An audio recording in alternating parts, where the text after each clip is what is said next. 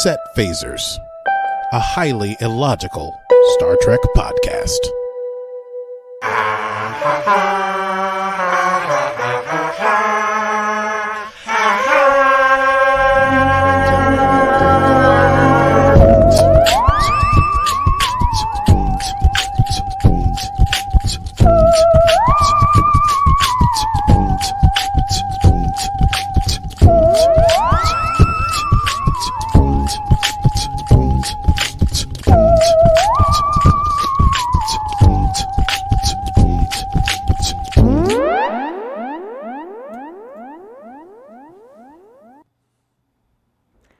Hello, Akie. And hello to you.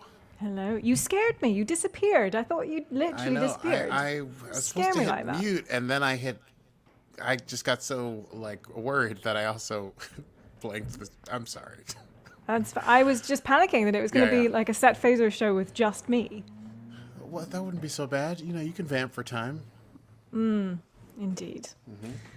I have sound effects. I'm basically just full of sound effects. You have sound effects. You know how I talk. You could just start using too many words and a lot of ums and funny voices. James Mason voices, whatever. James Mason. At the least appropriate time. Oh my goodness. Well, welcome everyone out there in the world to Set Phasers, a highly illogical Star Trek podcast. Today's stardate is stardate 214022.6.8. And we are discussing episode 4 of Star Trek Picard, Absolute Candor. Oh, yeah. I can't do it. But Book's not there. No. I can barely do it. It's the lowest noise I can make. Should we run it down? Let's run it down. It's time to run it down. Can you run it down for me about Picard now? Run it down for me.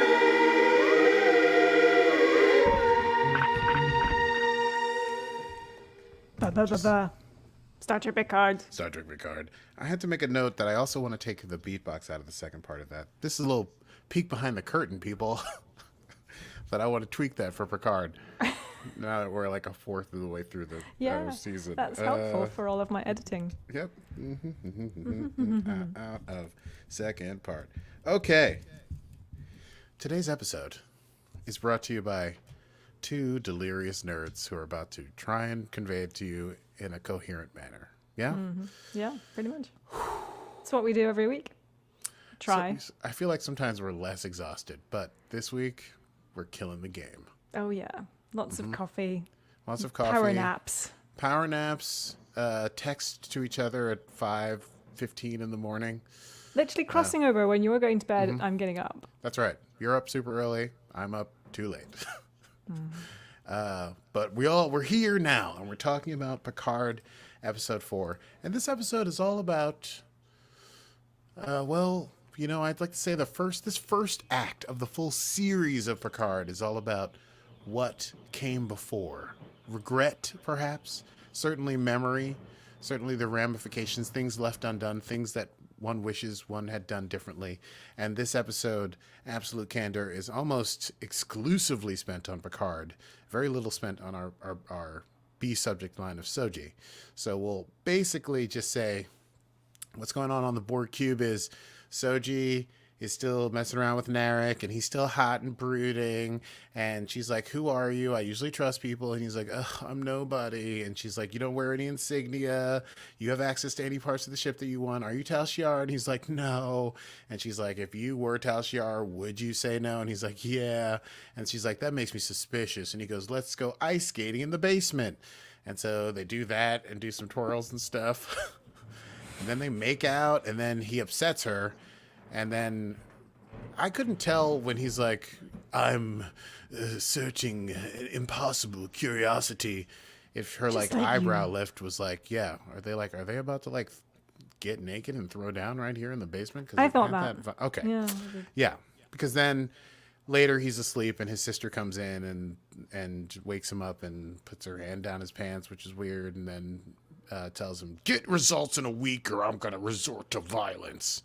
But that's basically all that happens on the Borg cube, on the artifact this week. Most of the story is Picard. As it should be. As it should be. It's in the name. Oh, and this was a Frakesy episode. It was a Frakesy episode, but you can tell. You can tell. Because, in my opinion, Frakes episodes are always over too soon. To me. I'm like, that couldn't have been a full episode. I'm like, I'm ready for another 45 minutes. I feel like they're 20 minutes. They're so perfectly, like, they hit all the beats. Ugh. It's, okay, so it starts with a cold open, which we'll talk about. It's basically Picard 14 years ago. He goes to one of the Romulan relocation areas, a planet called Vashti. And I looked this up. It's the year 2385. And the settlement is lively. And he's all with the Romulans. And he's all like, "Hey, hello," in Romulan. And they're all like, "Hey, hello," and Romulan back to him. And I forgot what the words are. And I didn't write it down. I forgot. It's like... He said it a couple times. Hello. Oh, the... Yeah. True, Hello. True something or other. True something. No. We'll get it that. Might be for in next later time. pages. I don't know. I'm a dummy. I don't love Romulan as much as I love Klingon. So he beams down there. He talks to the people. They're all like, "Hey," and he's like, "Hey, I helped relocate you, and we're working on more stuff. And don't you worry, the Federation's gonna save you from your exploding star." And then he walks into the woods, and he goes into like a settlement that's full of what I would describe visually as Romulan nuns. And there's a little boy, and he's like, "What did you get me?" And the boy's name is Elnor, and Picard's like, "I don't know. Did I get you anything?" And he's like, "How about the Three Musketeers?" And the boy's like, "Yay!" And then Picard and he reads the book to the boy, and then they're doing fencing lessons, and Picard's talking to like the headmistress of the nunnery, which we now know is the not a nunnery, it's the Qowat Milat, the Romulan warrior nuns. Is that a good word? Warrior nuns? Yeah, why not? Yeah, Sure. They have like swords and habits. And they practice a thing called absolute candor, which we'll come to later. But basically, it's radical honesty, radical emotional honesty. So I guess that's interesting. And anyway, Picard's got this real relationship with Elnor, which is weird because we know Picard does not like children. That is canon. But sometimes he melts a bit. He sort of liked Wesley at the end. But did he like Wesley more I think because this is Wesley an evolution left? of Picard. This is a more mature, more paternal Picard, avuncular Picard, more uncle-like.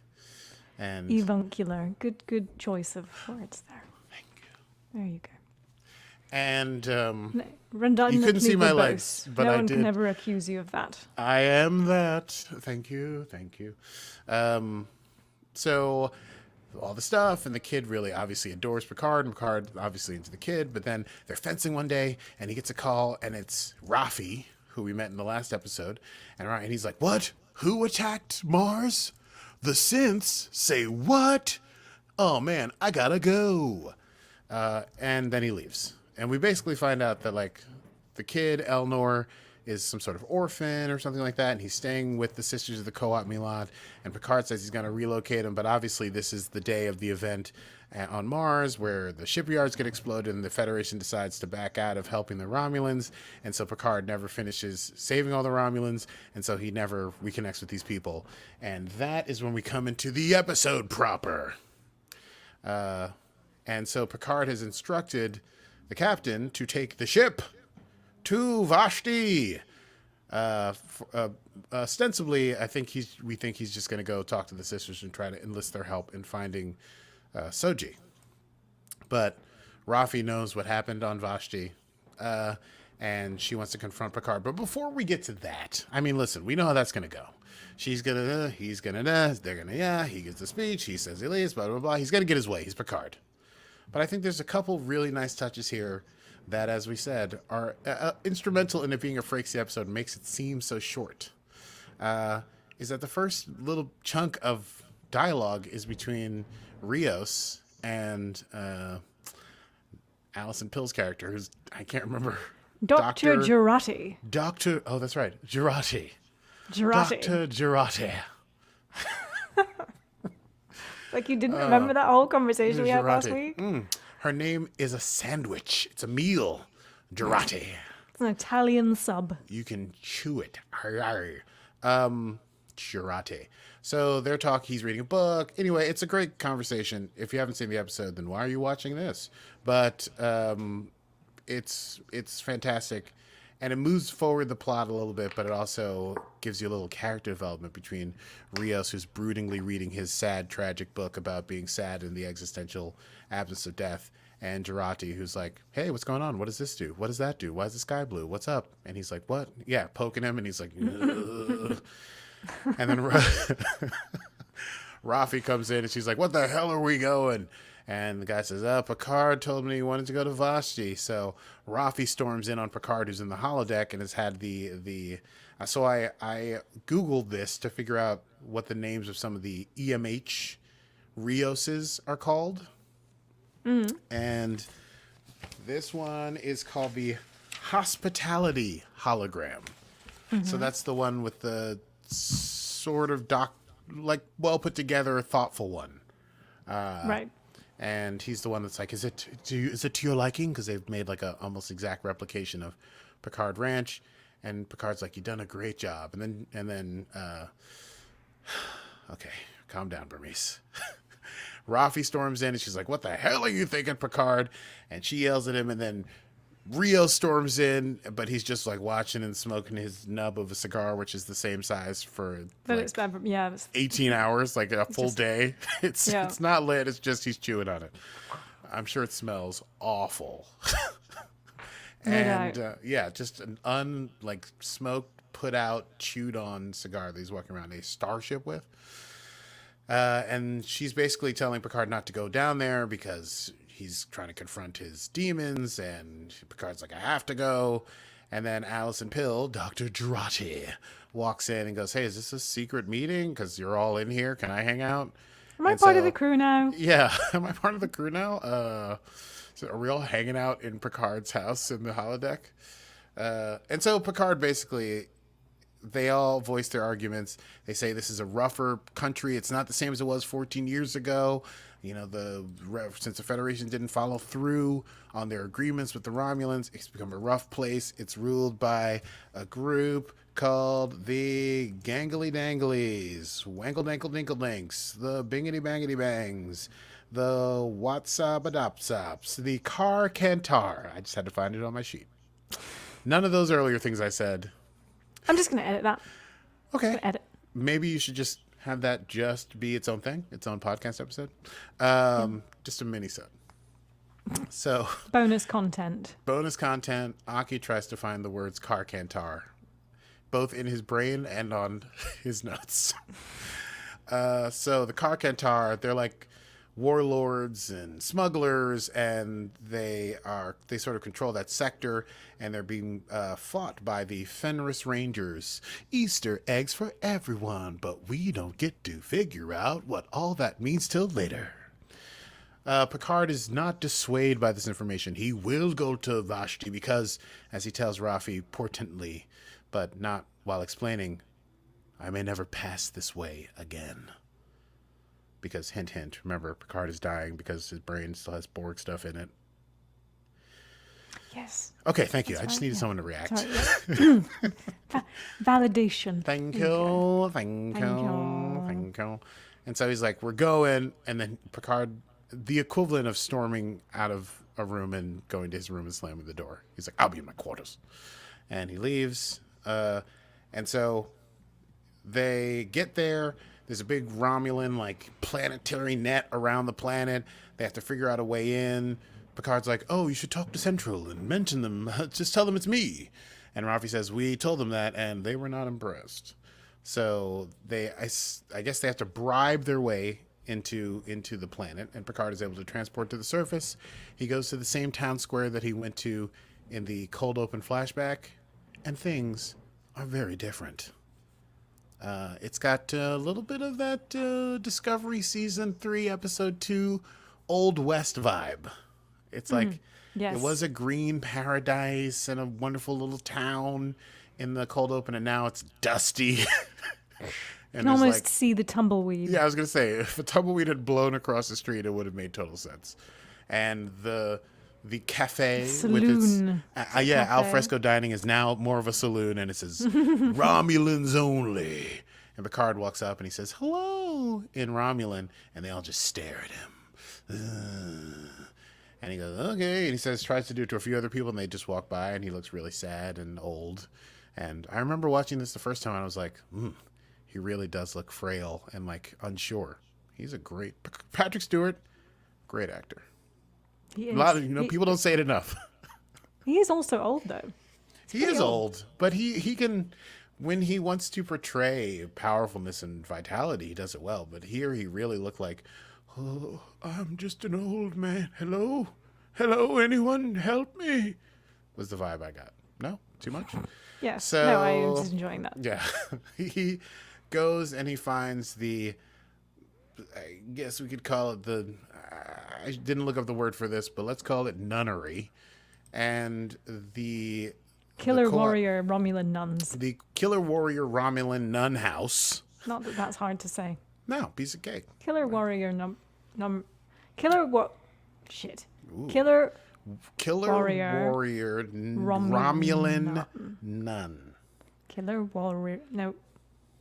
No, Killer Warrior Romulan nun. Romulan Nun. The KWRN, of course. And he goes to their house, and he, the main head Qowat Milat sees him arrive and looks exactly the same age, because Romulans, like Vulcans, they don't really age. I mean, they age, but they live to be like 250 or something ridiculous like that. So 14 years is nothing. Picard is much older. And she says, you got old, Picard. And he says, you have not. And she says, remember, this is a house of absolute truth. Don't you dare. But she's obviously a little flattered. And then he's like, I'm here and I need to ask for your help. And for the purposes of this episode, because I'm too tired, Picard will sound like James Mason. He says, I'm here and I need to ask for your help. You must help me.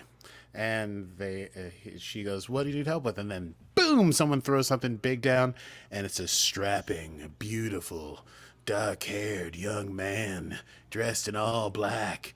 And it's obviously Elnor from before. And he looks at Picard, and Picard looks at him, and Picard looks at the nun, and the nun looks at Picard, and the nun looks at Elnor, and Elnor looks at Picard. And then we jump away.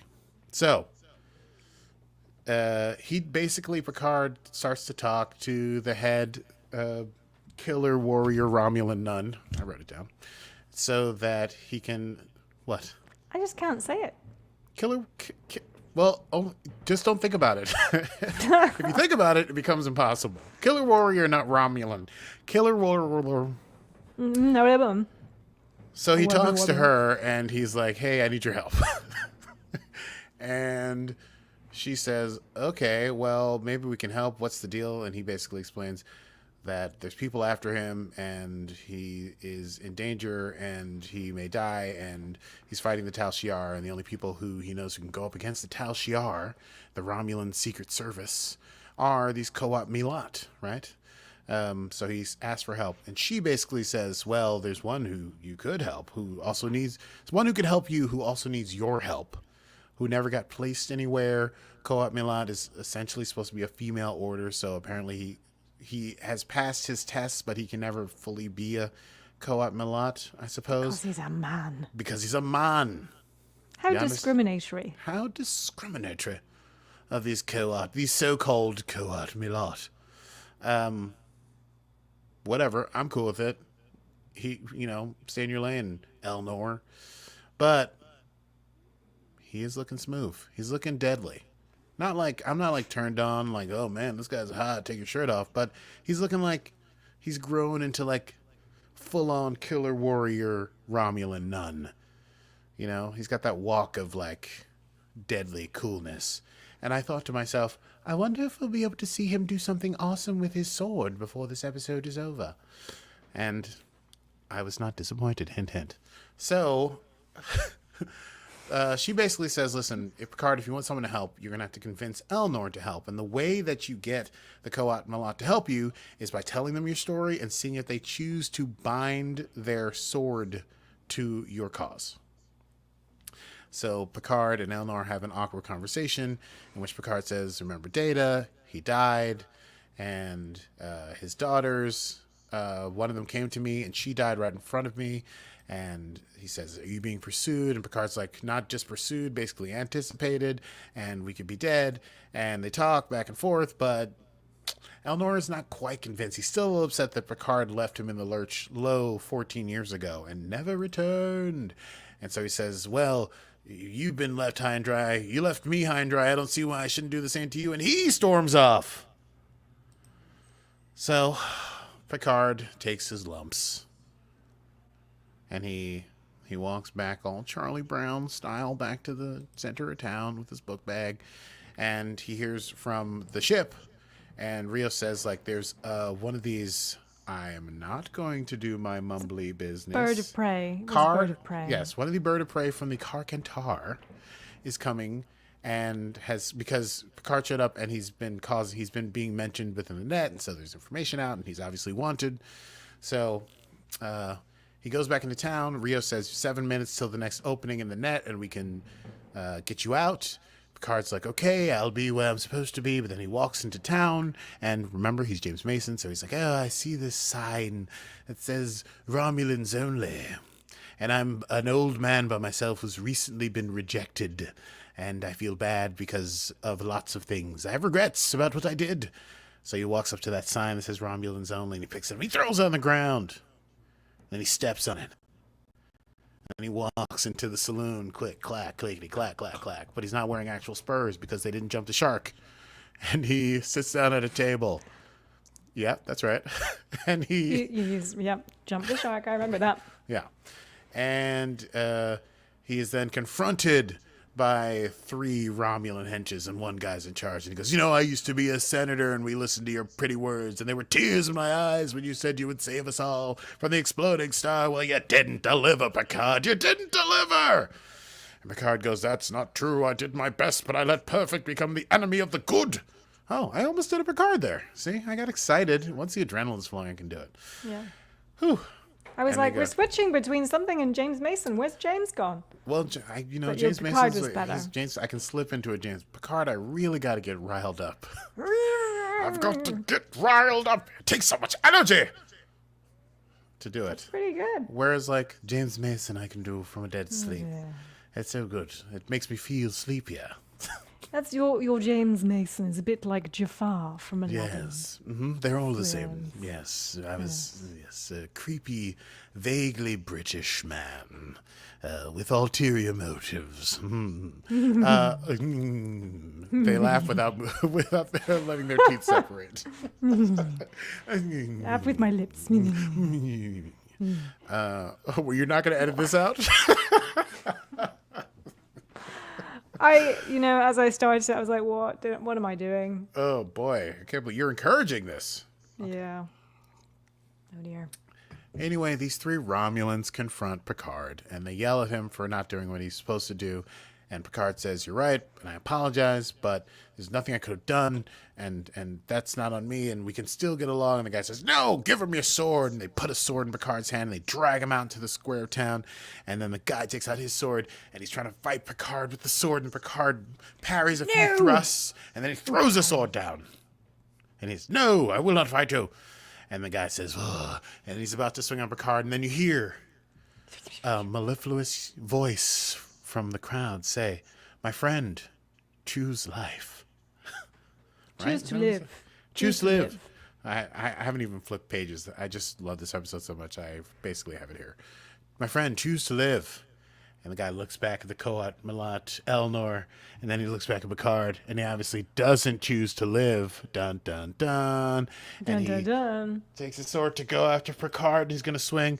And so Elnor jumps up in the air, kicks somebody, spins laterally, swings around, swipes with his sword, and then the guy who was about to strike Picard freezes, and then a thin line of green blood trickles down his neck, and his head and body slump in opposite directions. He is dead.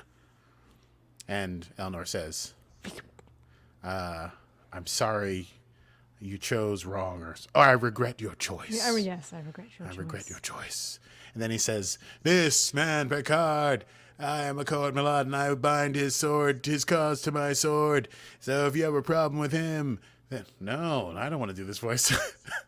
So if you have a problem with him, then you got a problem with me, bro. Basically, is what he says. While he's waving his sword around. And Picard says, no, Elnor. And he says, listen, I'm Picard, and I screwed up here 14 years ago, and I apologize. Basically, that's it. And then I'm trying not to look at my notes. I don't know why. But basically, that's not enough to convince the crowd to go with them. And so they're about to attack. And then Rio says, hey, we're ready to beam up. And Picard's like, let's go! So they go up on the ship. And they get out of danger, and the Picard's like, you listen to me, Elnor. That man didn't deserve to die, even though the guy definitely had to die. He was about to chop Picard's head off. But whatever, it's fine. And he goes, you only kill people when I tell you to, basically. And Elnor goes, okay. And Picard says, swear it. And he says, I swear. And then they... Do the book thing. Yeah, I think which means I'm an open book thing or something. I'm an some, open book. Some sort Yeah. of truth. Some sort thing. of truth. Yeah, I like that. Hello, listeners. If you're not watching this, I'm raising prayer hands and opening them like a book because I am bound to your cause. My friend, choose to live. So, Picard does that. They're like, Picard's like, hey, why did you come and save me? And he's like, hey, it seemed like you could use my help. And Dr. Jirachi's there. And she's like, whoa, wow, cool. This is what's happening. Why did this all happen?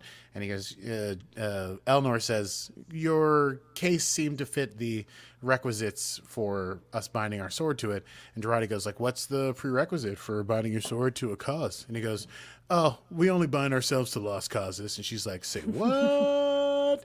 But there's not enough time to worry about that because now the bird of prey is on the ship. Pew, pew, pew, pew, pew, pew, pew, pew, pew, pew, dogfight in space. Pew, pew, pew, pew, pew. And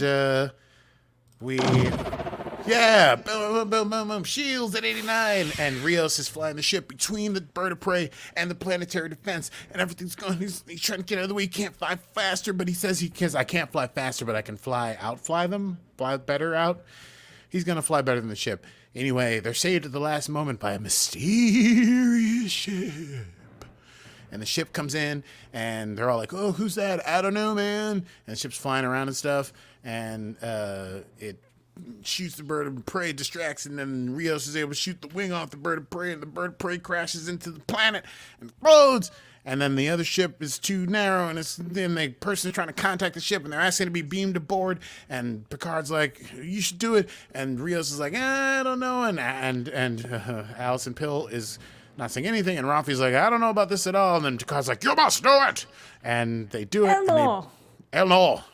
He says, Elnor. That's right. Yeah, I forgot about that. He just says, Elnor. Remember what we talked about in the last scene? Get ready to kill somebody if I ask you to. And then someone beams aboard the ship. And who that person is evident if you watch the show. But we'll talk about it next week on the show. Hit him with a dum-dum-dum. It could be anybody. But it's not just anybody. It's not just anybody. It's somebody. It's a big deal. It's somebody. And that is the end of episode 4 of season 1 of Star Trek Picard. My heart rate is elevated. Yes. An episode entitled Absolute Candor. Absolute Candor. Absolute. Did I see someone say that this was their favorite episode while I was talking? Yes, you did. It was Susieville. Yeah, it's a great ep.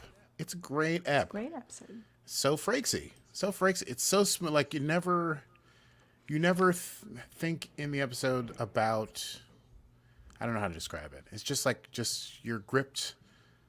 You get the cold open, you get the credits, and then you're gripped from the top to the bottom. Its characters are intense, and the acting is intense, and the action comes at the right time, and everything's shot so great, and nothing's too artsy, but things are artsy enough. I love when Frakes directs an episode. Well, you're normally with Frakesy. That's interesting. I lost my notes. Normally with Frakesy, it's more about the emotional. So for me, Yes. like it was the scene with Elnor when he was younger, and the storytelling with Picard and playing Yeah. swords. Playing swords? Is that what we call it? Sure. Yeah, playing swords. Okay, I don't know. playing swords. But it was that sort of moment of like, you know, connection and Yes. fatherly or uncle. He's like leaning on Picard, Uncular and he love. says, what does Parry mean? And he says, I'll show you tomorrow. And then he goes, okay. He like leans back down. He's like, anyway, D'Artagnan took his sword and killed that dude. Yeah, Frakes does the emotional stuff super well. But he also, so you wouldn't necessarily want him on the like, that's not even true. He does everything super well, but he puts the emotion in there front and center. And I think that's true of the Jurati Rios conversation at the beginning. And there's comedy too. He does the comedy, the lighthearted stuff really well, blended with the heavy stuff. So like Picard contemplating death and the mistakes he's made in the past, but also people running into the holodeck and interrupting him and arguing with him. And oh yeah, Rios drops a couple of F-bombs in this episode. Say what? We're not on network TV anymore. You said you just lost your nose, but should we do quotable moments? Yes, we should. I just don't remember what my quotes were, unfortunately, because I had written them down and my notes had disappeared in my whole Mac crash balls. But let's do quotable moments. I think Quotable moments. Killer Warrior Romulan Nun. Killer Warrior Romulan Nun. Killer Warrior Romulan Nun. Killer Warrior Romulan Nun. If you think of it as not English, but like Killer fake. Warrior Romulan Nun. Killer Warrior. Yeah. Think of it as like fake Romulan. You're like, oh, good day. Killer Warrior Romulan Nun. Oh, I did have. There was one that I did have. What do you got? A promise is a prison. Yes, that was a great one. Yes. Yes, I thought that was great. And that was another that's like a statement that like underscores the whole episode. A promise is a prison. It's all about the promises Picard made that he wasn't able to follow through on. That's what that whole planet is screwed up. I assume that you wrote down Rafi's quote that she says to Rios when they say they're going to Vashti. She says, man can't even take a guilt trip without using a starship, which is mwah. Just brilliant. And let's see. We are Susie also enjoyed the Romulan rebirther movement. Yes, Romulan rebirther movement, which is like a curious thing because now we know that they're in the 900 years or so that there's unification. Unification. That's true. Right? So that's kind of, having watched season 3 of Discovery, now it's kind of interesting to see the Romulans at this phase. And now we get to wonder if Picard season 2 will deal with some of the like Romulan, Vulcan coming back together into the fold. Even though they'd have to deal with Spock, who would have to be an older Spock now. I don't know. Okay. Where is the... Did you have any more quotes? I do, but I wanted I thought I wrote down his little speech. Picard's speech? Of Yeah, course you know. Picard had a speech. Jean-Luc, sometimes I think the only reason I come here is to listen to these wonderful speeches of yours. What was the speech, Akie? I don't have it. I wrote down the wrong What? thing. I wrote down the Romulan speech.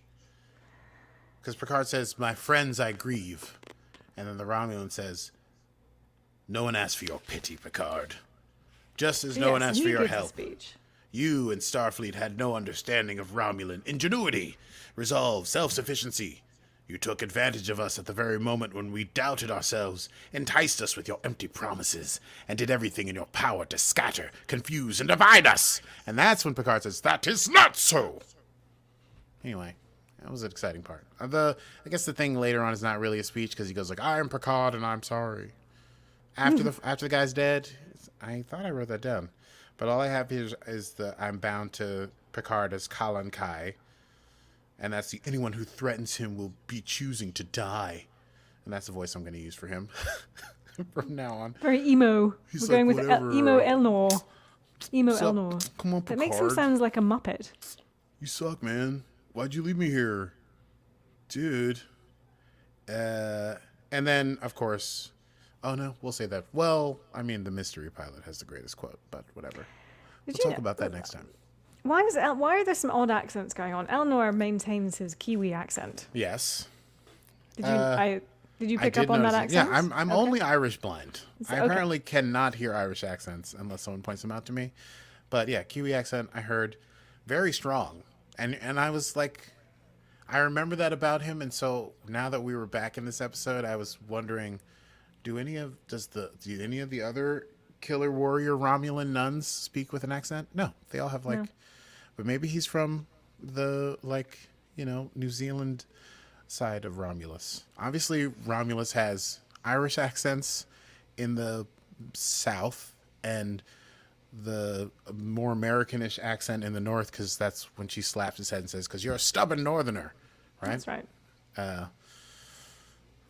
I'm just retconning that's why they speak that way. it's regional. You create your I own don't know. canon. When I watch shows like this and people have funky accents, it just makes me happy that everyone doesn't sound like an American. So that's cool, because I get tired of like, hey, hi, hi.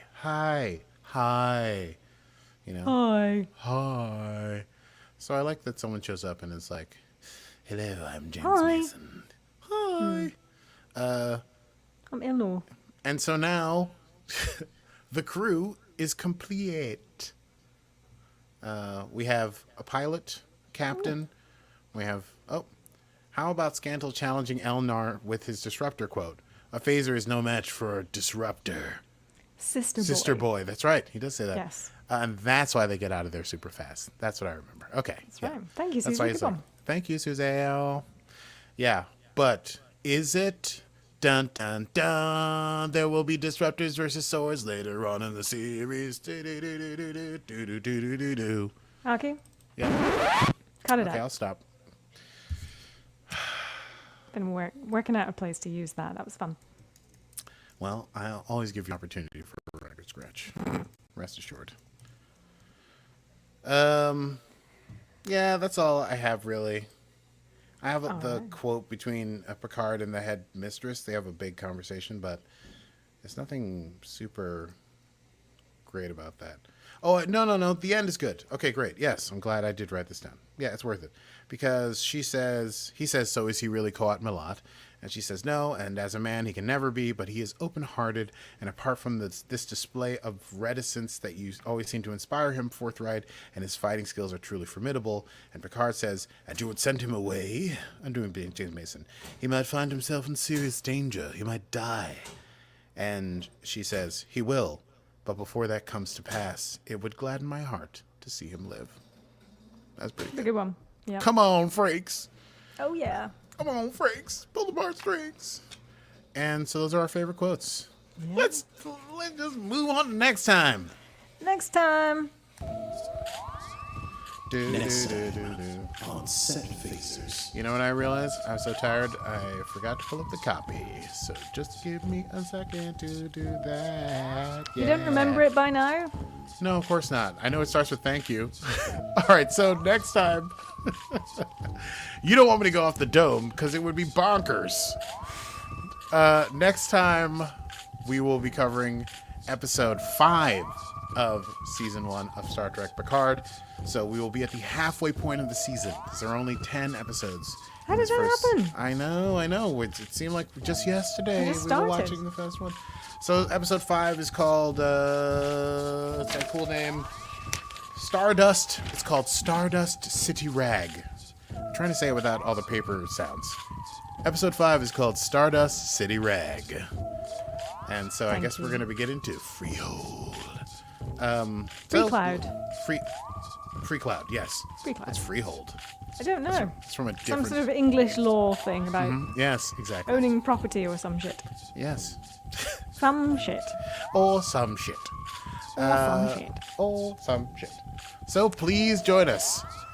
Thank you for joining us today. I know we were delirious, mostly me, but if you enjoyed the program, you can catch us every Friday at 8 p.m. Eastern Standard Time on Facebook Live, or you can catch it as a podcast every Monday, wherever podcasts come from. Indeed. We are, of course, on Facebook and Instagram at Set Phasers Podcast, and we would love to have you join in the conversation of all things Trek with us. And me and my meme game, we're strong. Meme game We're stronger strong. together. Come and join me. And if you'd like to support this continuing mission to discover whatever Picard has in store for us, we'd only be delighted. You can patronize us, we can take it, by going to patreon.com/setphasers.